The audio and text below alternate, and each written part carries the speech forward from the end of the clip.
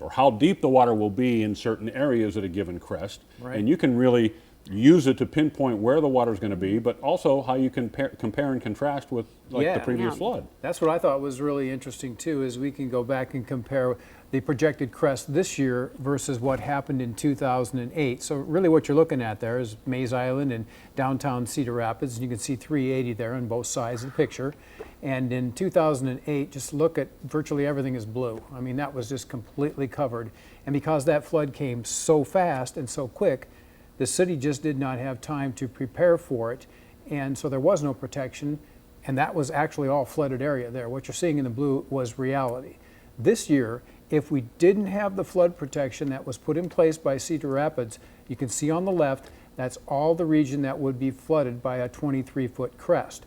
But because of this flood protection, which has been holding, and you heard the mayor talk about this earlier tonight, so far, so good here in Cedar Rapids. The impacts look to be pretty minimal if it holds. Well, I think the big concern is not that the water will overtake or breach the HESCO barriers and sandbag, but the water coming up through the sewer system underneath. That's the concern right now. And that can sometimes erode the land under there, and then you get a breach in that type of situation, and then the water just gushes through, and the power of that just usually expands it out, and then you got a problem. So we're not saying we're through this by any means yet, because that is still a concern, but really, so far, this has been a pretty minimal impact event here in Cedar Rapids, thanks to that last-minute flood protection. And they really took it serious this year because of what happened in 2008, and nobody messed around. And I think it's going to pay off big time for Cedar Rapids. Well, in 2008, no one was killed, which is fantastic. That's amazing, too. Yes, but that map right there is probably the most realistic one that we've seen yet, that compares the two situations and shows just how drastic and dramatic and horrific 2008 was. 2016 is not good by any means, but you see the land that is saved because of the preparations. We live and learn, of course, but here we are in 2016 with far less damage than back in 2008, where it was more reactionary, where here it's more preventative. True. And it seems to be working. And you also have 8 foot less water to deal with, which is a really big deal, because the power of that water is beyond belief. But yeah, you added another 8 foot there, and that's what happened in 2008. But really, up until about 4 or 5 days before the event, only minor flooding was expected in 2008 here in Cedar Rapids. And then even about 3 days beforehand, the crest was only 22, and the highest it was ever projected to get, which was about a day before, was just 27 feet, and it ended up at 31. They just couldn't keep up with the levels. There was just so much water, and then a big rain at the very tail end just put the whole thing into orbit there. So that was pretty fascinating, to say the least. Yeah, and hats off to everybody who came together. I mean, it's inspiring to see the people of Cedar Rapids, and not just Cedar Rapids, all the surrounding communities. Nobody, it didn't matter who you were or where you came from. Everybody working shoulder to shoulder, side by side, until they were falling over practically to get the flood protection up there. It's fantastic. Yeah, everybody's memory is very sharp on what happened in 2008, and nobody wanted to see that happen again. So everybody dug right in and fought this thing hardcore, that's for sure. Something you wouldn't wish on your worst enemy. Yeah. We've also been saved, like you said, by the lack of rainfall. Yes. And in your forecast, there is none? There is none. And leading up to this event, it was like every week somebody in our viewing area was getting 2 to 5 inches of rain, and that ground just got so saturated that when this happened, this is a 7-day map of the rainfall here in eastern Iowa, things just really went crazy. That one rain there just northwest of Waterloo, south of Charles City, where there was about 12, 13, 14 inches in that particular area there of Floyd and Butler counties, that was right on the Cedar River watershed. And all of that water just had to go somewhere real quick, and that's what's caused our problems here the last couple of days. So now that that's receding and we don't have any more rain in the future, I think things will improve substantially around eastern Iowa once we get that crest past us here in the next 24 hours. Right, and again, it's supposed to hit, is it tomorrow morning? Yeah, around 7 a.m. About 7 a.m. And now we're over 21 feet, so it continues to steadily rise out there, but within the next 8 hours or so, I think we'll be pretty close to crest. And it'll stay there for about 6 or 7 hours, and then finally it'll start going down later tomorrow afternoon, but very slowly for the first 24 hours. Excuse my ignorance. You said the water is moving about 3 miles an hour. That's correct. When it begins to recede, will it speed up? Will it slow down? How does that work? Well, it's kind of like there's a big wall of water. There's a crest. It's like a wave that's Right. coming at us Right. right now. And so we're going into that peak level of that wave, and then once it passes on by, it'll gradually subside. But the further away that gets from you, the quicker it happens. So there's going to be like that 6 or 7 hour window where it stays pretty high to around 23 feet there. And let's not forget the communities to the south of us. Cedar County right now is in a preparedness mode right now, especially the low-lying areas and the unincorporated areas of Cedar County near Tipton, Cedar Bluff, and Rochester. I know they closed the Rochester Bridge earlier today. Yeah. They're telling people down there to take precautions because what you're seeing in Cedar Rapids right now is coming your way to Cedar County. So, Sure enough. yeah. And then it'll go all the way to the Mississippi River before it gets on out of Iowa, which is quite a ways away, to say the least. Yeah. Wow. Yeah. All right. Well, hey, let's take a little break here. What do you think?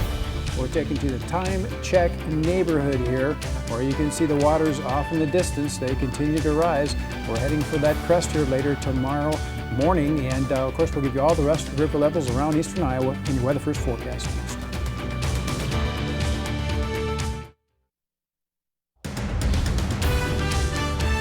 This is what everybody wants to know right now is the river levels, right? Yep, so we've got some fresh ones in here, and we're going to get right to it here so you can see where we stand.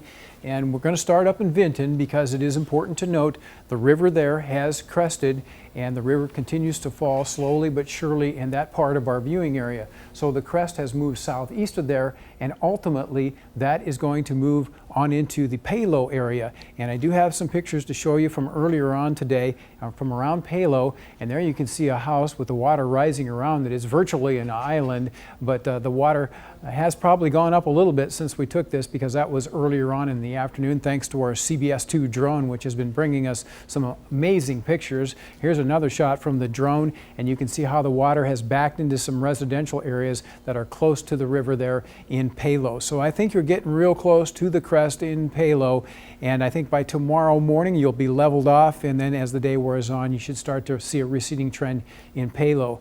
Now downstream here in Cedar Rapids, our river level now has reached 21.4 feet, so it inching up slowly by surely, and tomorrow morning 23 feet is the anticipated crest here. That'll be the second highest crest ever on the Cedar River in Cedar Rapids. And here's some of the other crests to show you. Number one, of course, was 2008. We all remember that monster flood there.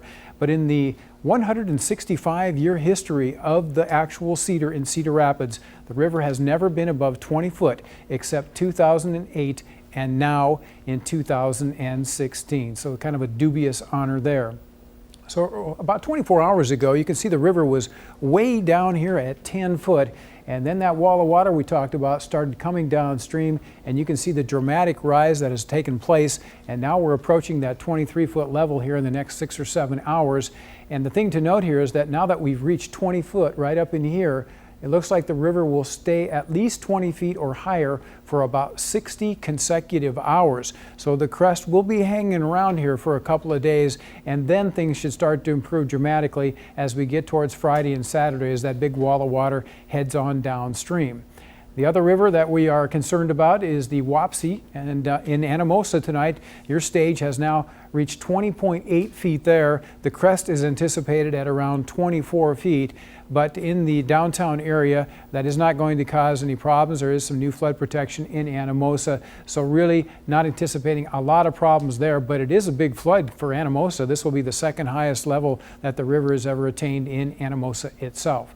And now as we take a look at the weather maps tonight, I'm happy to say there is no rain on the radar. That front that came through here yesterday had been locked in place across Iowa all last week, and we had night after night where we had heavy showers and thunderstorms, and that precipitated all this problem we've been seeing around here. But as you can see now, with much drier air in place, our rainfall forecast, which is going to go all the way out to Sunday here, shows only 0.02 of an inch of rain here in Cedar Rapids. So the overall weather pattern is much different now going into the next couple, 3 weeks. I think a lot drier weather pattern for us overall, and it couldn't come at a better time. Now as we take a look at the satellites, you can also see that the skies are nice and clear around eastern Iowa. So as we await the crest, at least the stars are out around our region, but the temperatures getting a little fresh out there. Owine has already dropped to 50 degrees. It's 51 in Dubuque and 52 in Monticello. And those dew points, which earlier this summer, when we had these big rain events, were up there around 75 to 80, have now fallen back into the 30s and 40s around eastern Iowa. So that's the type of air mass that's dry and would not yield any of those heavy thunderstorms. So we aren't concerned about any rain around here in the coming days. And tonight's forecast calls for clear conditions and chilly temperatures too. With the dry air and our clear skies, low temperatures will be back in the lower 40s in the north to the mid and upper 40s in the south. If we didn't have that wind at 10 to 15 miles per hour, we'd probably be back in the 30s in our northern counties, and there could actually be some scattered frost. So the wind will help out just a little bit in that regard. Then for tomorrow, it turns blustery once again, but still mostly sunny. And the coat will come in handy early in the day, or at least a sweatshirt with those temps in the 40s, but eventually we'll warm it back into the low 60s north to the mid 60s central and perhaps the upper 60s in our southern counties, but some gusty winds at times up to 25, especially in the afternoon. And here is the extended forecast, and you'll notice that we got temperatures in the 60s here all the way through Thursday, and after that we slowly inch back into the lower 70s. But I don't recall when the last time we had 7 days without any rain was here in eastern Iowa. That's something I'm going to have to go back and take a look at my records. But it has been a long time, I'm pretty sure of that. And those 40s are pretty fresh feeling, I'll tell you that. This is a real fall air mass here. And that's something else that's really different than 2008. You know, when we were battling that flood, afterwards it was in the 80s, the humidity levels was high, and you had all that mess just trying to get that out of people's homes. And what was it, the moss or whatever was in there, the mildew and that kind of thing, just terrible. So when it's cooler, at least it helps with the cleanup. There's a little bit of a blessing there, and that's the best I can do.